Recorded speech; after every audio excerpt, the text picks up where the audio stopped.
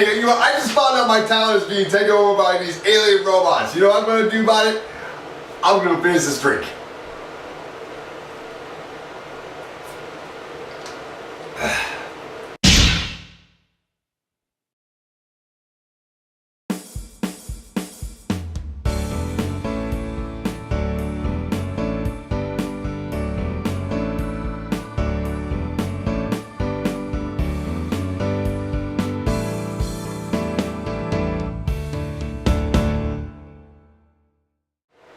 The World's End, directed by Edgar Wright, starring Simon Pegg and Nicholas Frost. This movie is part of a trilogy. Started when they did Shaun of the Dead, then Hot Fuzz, and now this movie, The World's End.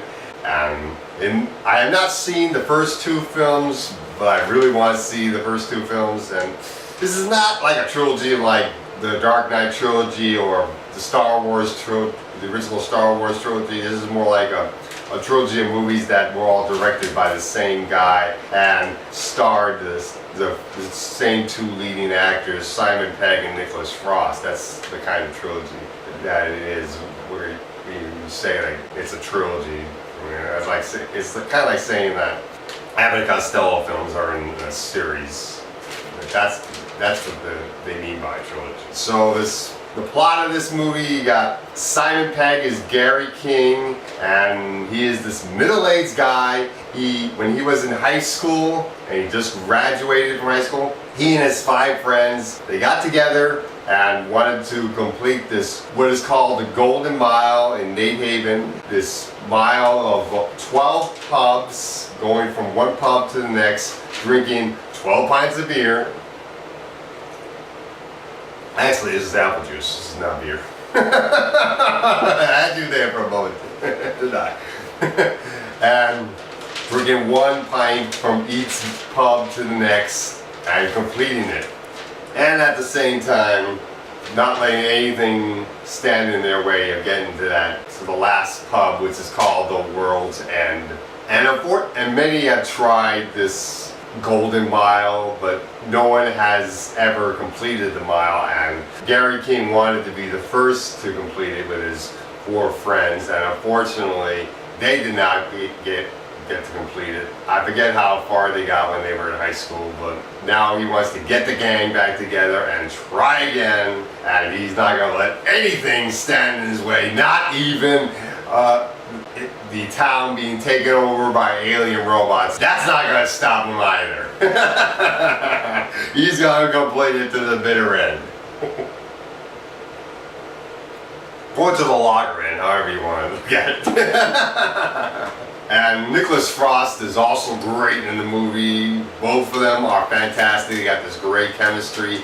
And everyone else has this great chemistry. Patty Consigne's Eddie Marson, who plays Peter. Patty plays Stephen. Martin Freeman, Bilbo from The Hobbit, is Oliver. He's great in the movie. And you got Rosamund Pike as the leading lady. Samantha, who is Oliver's sister. She is great in the movie. If you've seen the trailer, you'll see that Simon's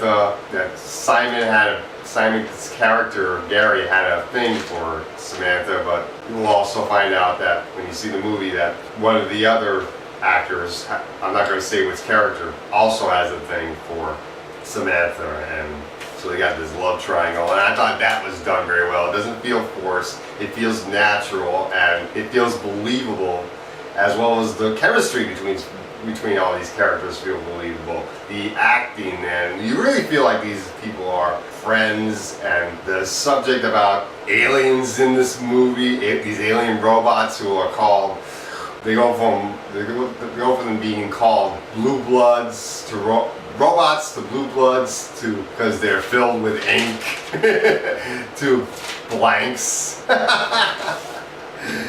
And that's just handled so darn well. I like the fact that this movie has such great quotable lines in this film, and you see a lot of the lines in the trailer, but there are a lot of lines you don't see when you watch the movie as well. I like the scene where Gary King asks Samantha what she wants to do as they're trying to get out of the bar, and running away from these aliens, and she says, let's go down the drain pipe to get to my car. And he says, I have a better idea, and he jumps off the stone wall and onto the car and gets himself badly hurt and says, oh, let's go down the drain pipe. As if the drain pipe was a better idea.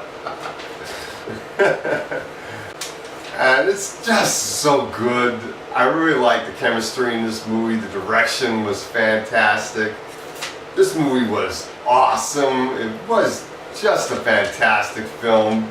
Definitely one of the best comedies of this year. I think Anchorman 2 has its work cut out for it when it comes out, because it's going to have to really be very funny in order to beat this movie. So I'm definitely going to give this movie a 10 out of 10. I really did like this movie. Definitely check out The World's End.